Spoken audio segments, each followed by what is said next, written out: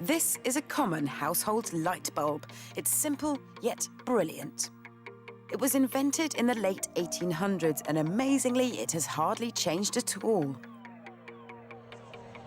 It works using a simple circuit, and the most important bit is the filament. It sits at the center of the bulb on a glass mount and is made up of a long, thin piece of tungsten metal which has an abnormally high melting temperature. Watch this slow-motion footage, which is 40 times slower than normal, and you can see the circuit in all its glory. When the bulb is connected to a power supply, the electrons travel along the circuit and continuously bump into the filament's atoms, causing them to vibrate. The atoms heat up to around 2,200 degrees Celsius, and boom, light. Who would have thought the humble bulb could be so ingenious?